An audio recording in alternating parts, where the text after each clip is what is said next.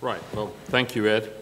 So we now come to the segment of the evening where, as promised or threatened, I read out 4 of the many questions that have been submitted, and apologies to those of you whose questions have not been selected. I think a couple of the people whose questions have been selected are here. I hope you'll bear with me as I read out your question, hopefully without doing too much violence to it. The first question we're going to take is on sustainable design, and this one has been submitted by Dawn Barnes of LDA Design. I don't know if she's here. Is she here?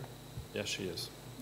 Thank you for your question. The question is, and I think I'll ask Margaret to take this one first, and then, as I say, we'll alternate. At present, we are finding that sustainable design is regularly rejected by clients due to cost, and yet the BEDZ model is now a decade old. What policies would you implement to make sustainable architecture and design a feasible and attractive option?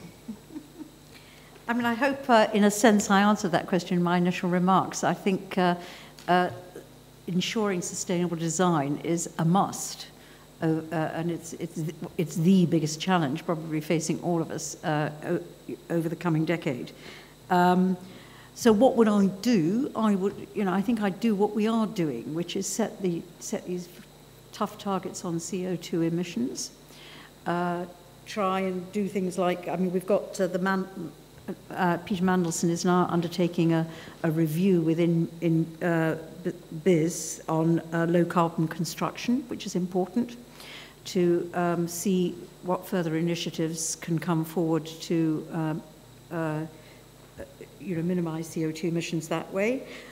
We've got the work being done by English Heritage and CABE, I think, which is trying to support people to think about new ways of working on sustainable design. I can't think what else. I mean, I suppose in a way, I'm going to pass this back to you guys, because we've set you a target. It's in a sense that the onus now goes back onto you, to come up with ways in which you can deliver on it. And I don't think it's a choice between cost, which I suppose is behind your quote, cost and sustainability. The two have got to go hand in hand.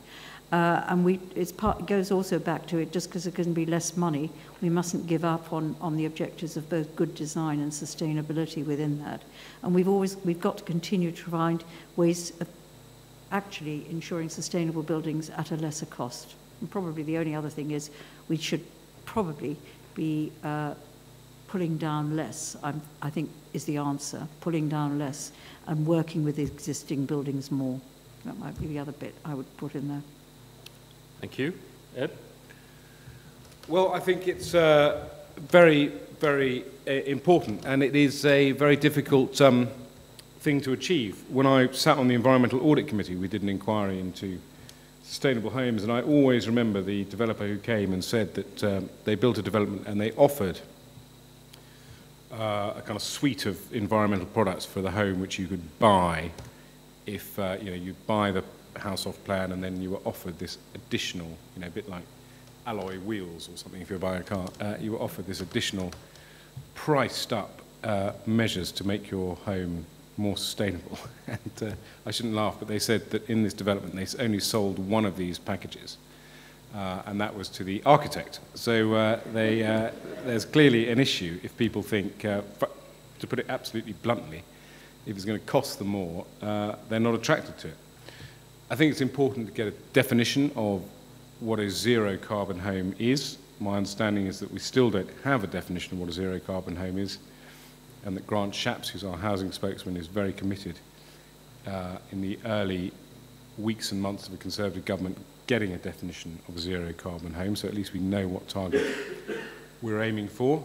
The government has a target of all new homes should be zero carbon from 2016, and we've signed up to that target. And I do think that you are not going to get this unless you make it mandatory, and that frankly all house builders are on a level playing field. The position you've got at the moment is that because of the cost issue, particularly the large-scale developers are reluctant to move before the others do, and they will only move until it's made mandatory, and as far as I'm concerned, the sooner it's made mandatory, the better.